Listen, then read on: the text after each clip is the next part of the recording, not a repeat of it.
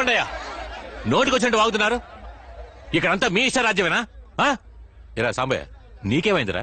మన ఊళ్ళో బాగా వ్యవసాయం చేస్తున్నవాడివి నువ్వెందుకు వచ్చావు? ఇలా తిమ్మనా, నువ్వునా? మీ నాన్న జొన్న వరి అంటూ ఏడాదికి 3 కోతలు కోసేవాడు, నువ్వు రావచ్చా? ఇలా చూడండియా, మా ముత్తాతలు ఈ భూమిని 5 ఎకరాలు చొప్పున ఒక్కొక్కరి పేరున రాసిచ్చింది అందరూ సంతోషంగా వ్యవసాయం చేసుకుంటారనే. అటువంటి భూముల్ని అమ్మేస్తారని వచ్చి నిల్చున్నారే, మీకు కొంచెమైనా మనస్సాక్షుద్దా?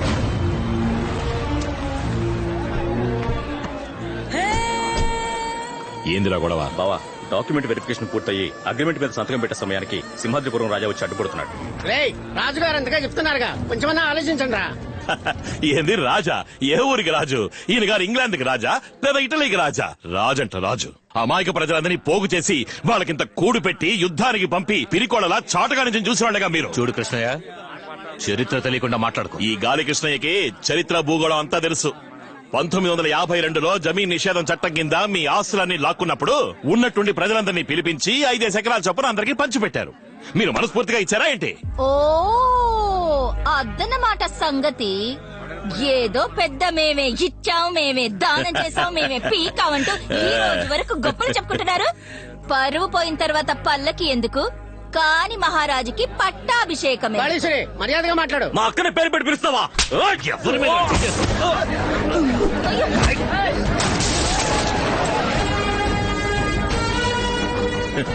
అరే ఏందయ్యా, చిన్న పిల్లాడిని కొడితే నువ్వు పెద్ద తోప. ఆపండి రాజా, పొలాన్నిచ్చి అమ్మొద్దు అమ్మొద్దు అంటే ఏంటి అర్థం? మేము దాన్ని అమ్ముతాం లేదా తాకట్టు పెట్టుకుని తింటాం. అడిగేదానికి మీరెవరు? వచ్చే నెల నా కూతురికి పెళ్లి, 10 లక్షల రూపాయలు కావాలి. మీరిస్తారా? లేక ఇచ్చే స్తోమత మీకుందా? చెయ్యి తీయవయ్యా. వీడి భూములు ఇచ్చి అమ్మొద్దు అమ్మొద్దంటే మమ్మల్ని ఏం చేయమంటారు? రాయే, ఈయన మనల్ని బతకనివ్వడు, చావనివ్వడు. జరగవయ్యా. మేము కష్టపడుతున్నామని తెలిసి పెద్ద మనసుతో మా స్థలాలను అమ్మిపెట్టడానికి వచ్చాడు. మీరు అడ్డుపడకండి అయ్యా.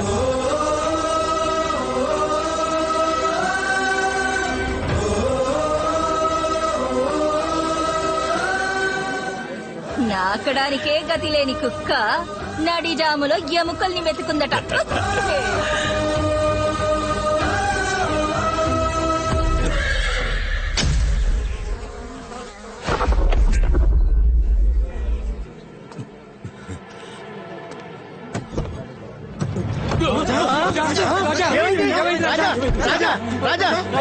హాస్పిటల్ పోదాం.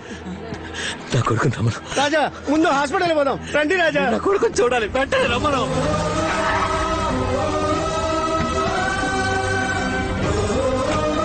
నేను రాను, నా కొడుకుని చూడాలి.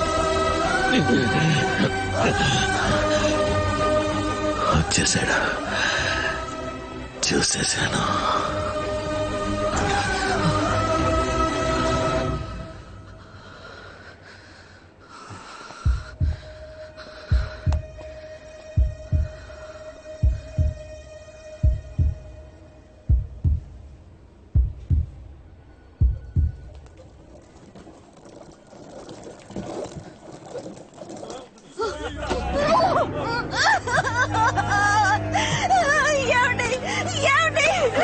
రాజా, రాజా, మీరు దగ్గరికి పోవద్దండి రాజా. చూడకండి రాజా, నా మాట వినండి రాజా. అంతఃపురానికి కాబోయే రాజు మీరు. శవాన్ని చూడకూడదు. అది శవం కాదయ్యా, మా నాన్న.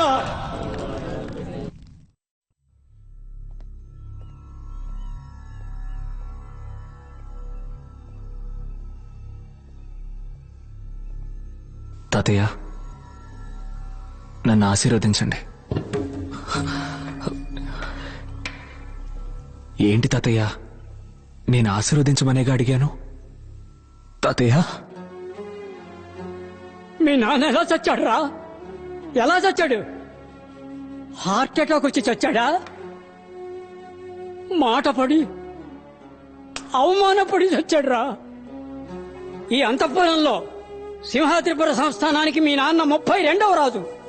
మన పరంపరలో యుద్ధంలో పోయిన వాళ్ళు ఉన్నారు, పోటీలో పోయిన వాళ్ళు ఉన్నారు, ద్రోహం వల్ల పోయిన వాళ్ళు ఉన్నారు.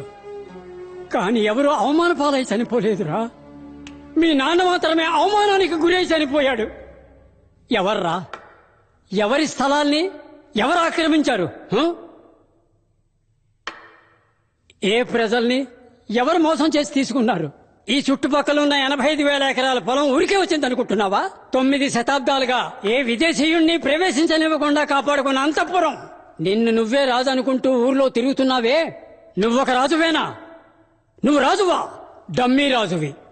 రాజంటే ఎవరో తెలుసా? రాజంటే ఎలా ఉండాలో తెలుసా? వలయ వీరుడు నరసింహరాయ మహారాజులో ఉండాలి. ఇదేమిటో తెలుసారా? వలయ ఖడ్గం. ఏ రోజైనా దీన్ని ముట్టుకుని చూసావా? వలయ ఖడ్గాన్ని విసరడం తెలియాలి, అది తిరిగి వస్తే పట్టుకోవడం తెలియాలి. వలయ ఖడ్గ విద్యలో వీరుడు. మా తాతలకు తాత, ఆ తాతలకు తాత, నాకు ముత్తాత, నీ ముత్తాతకు తాత. వలయ వీరుడు నరసింహరాయ మహారాజు.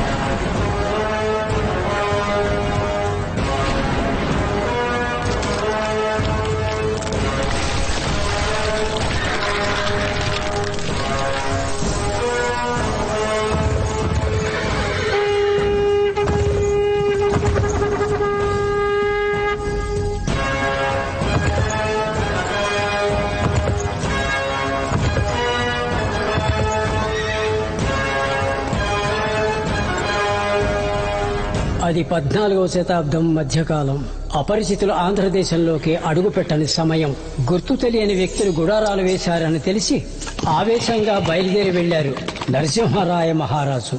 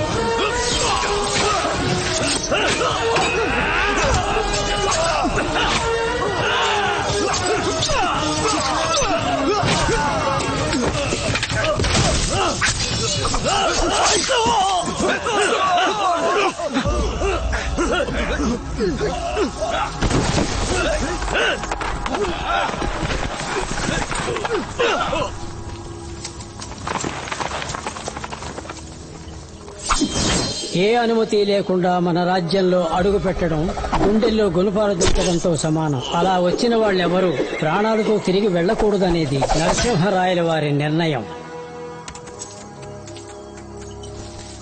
విజయంతో తిరిగి వచ్చిన మహారాజు కోసం అంతఃపురంలో ఇంకొక శుభవార్త ఎదురు చూస్తోంది.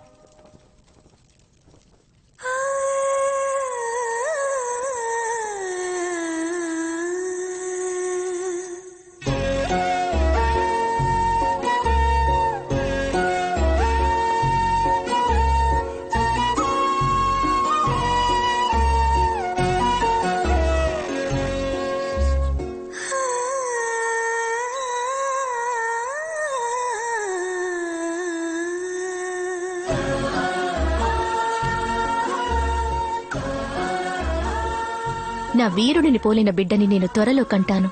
ఏ ఆ బిడ్డ నిన్ను పోలి ఉండకూడదా? ఆడు మగు వారు తమరిలా మన రాజ్యాన్ని కాపాడదరు.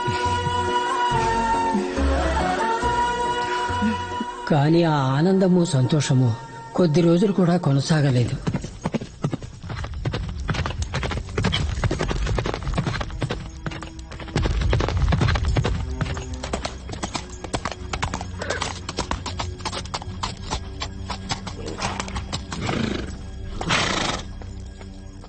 రాయుల వారికి వందనాలు.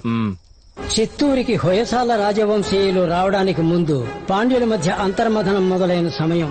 ఢిల్లీని పరిపాలిస్తున్న అల్లావుద్దీన్ ఖిల్జీ చిత్తూరుని కైవసం చేసుకోవాలని మాలికాఫూర్ నాయకత్వంలో భారీ సేనను పంపాడు. చిత్తూరుని కైవసం చేసుకోవాలని బయలుదేరిన మాలికాఫూర్ కొంతమంది వీరులను గూఢచారులుగా పంపాడు. వాళ్లు సింహాద్రిపురంలో అడుగుపెట్టగా నరసింహరాయ మహారాజు ఏ ఒక్కరిని వదిలిపెట్టలేదు. తప్పించుకున్న గుర్రం వెళ్లి సమాచారాన్ని అందించింది.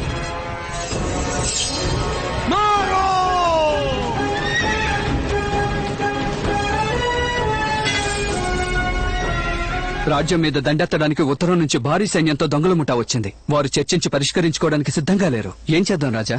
మన బలయ ఖడ్గాను ఉపయోగించాల్సిన తరుణం ఇది. వచ్చిన వారు 40,000కు పైగా ఉంటారు. కానీ మన వద్ద 5,000 మంది వీరులే ఉన్నారు. 5,000ని తక్కువ చేసి మాట్లాడకు.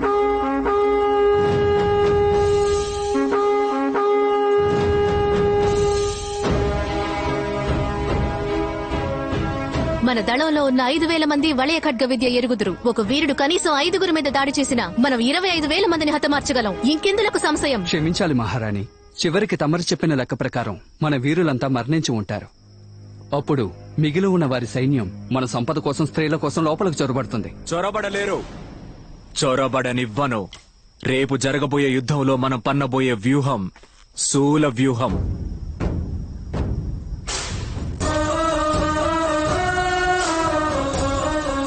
మనం ఎదిరించి పోరాడబోయేది భారీ సైన్యాన్ని తెలిసాక శూల వ్యూహాన్ని పన్నడమే ఉత్తమం. శూల వ్యూహంలో ఉండే 50 మంది వీరులు సామాన్య వీరులు కారు. వారు 5,000 మంది వీరులకి సమానమైన వారు, సామర్థ్యం కలవారు, లిప్త కాలంలో గాలిని చీల్చుకు వెళ్లగలిగే మెరుపు లాంటి వారు. మన జాతిని, పుడమని, ప్రజలని చివరి వరకు కాపాడే లక్ష్యంతో పోరాడే క్షత్రియులు. చేర చోళ పాండ్యులు ఎవరి వద్ద లేని దళం మన శూల వ్యూహ దళం.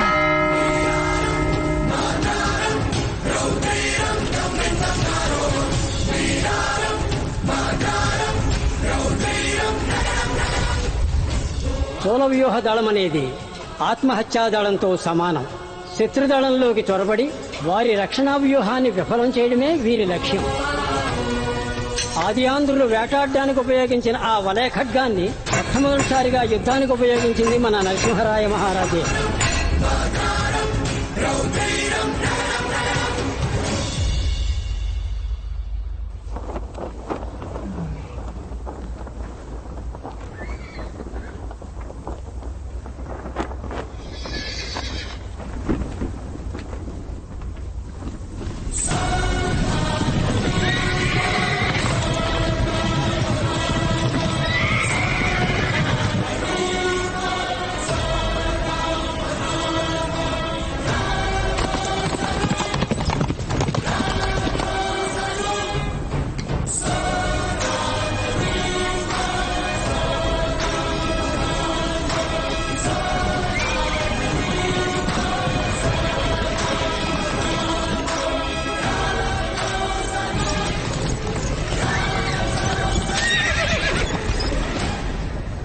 वजीर आजम, तीर चलाने का हुक्म दो. तीर चलाओ.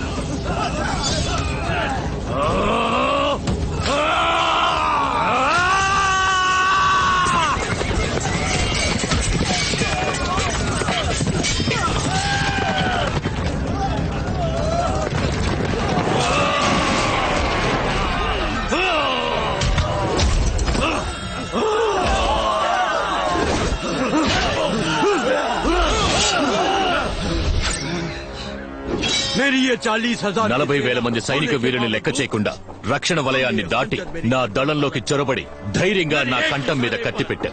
నా దళం నిన్ను నలిపి పారేయడానికి క్షణిక కాలం కూడా పట్టదు.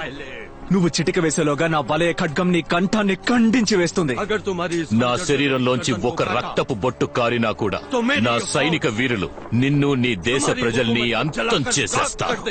నాయకుడు లేక నీ దళం నా రాజ్యాన్ని దోచుకోవడంలో నీకేమిటి లాభం? నీకేమిటి లాభం? నా కంఠం మీద కత్తి పెట్టిన మరుక్షణమే నన్ను అంతం చేసి ఉండొచ్చు కదా. నిన్నంతం చేయడం గెలవడం నా లక్ష్యం కాదు. నిన్ను నా రాజ్యం నుంచి తరిమి కొట్టడమే నా లక్ష్యం. ఆయుధాలను వెనుదీసుకోండి. दिल्ली से यहाँ तक पहुँचने में ఢిల్లీ నుంచి బయలుదేరి దాదాపు 6 మాసాలు కావస్తుంది. ఎన్నో ప్రదేశాలు దాటి వచ్చాను. కొందరు రాజులు శరణు కోరారు, కొందరు తప్పించుకు పారిపోయారు, మరికొందరు ప్రజలను యుద్ధానికి పంపి దాక్కున్నారు. కానీ ఆంధ్రుడువైన నువ్వు మాత్రమే ధైర్యంగా నా ముందుకొచ్చి నిలబడి हिम्मत की ప్రజల్ని కవచంలా ఉపయోగించుకునేవాడు రాజు కాదు. ఆ ప్రజలకి కవచంలా ఉండేవాడే రాజు. ये आपके हाथ में అర్ధచంద్రాకారంలో ఉన్న ఈ ఆయుధం इसका పేరే नाम क्या है? వలయ ఖడ్గం. వలయ ఖడ్గం. तो ये నీ వలయ ఖడ్గాన్ని నాకిచ్చి నీ దేశాన్ని నువ్వే పరిపాలించుకో.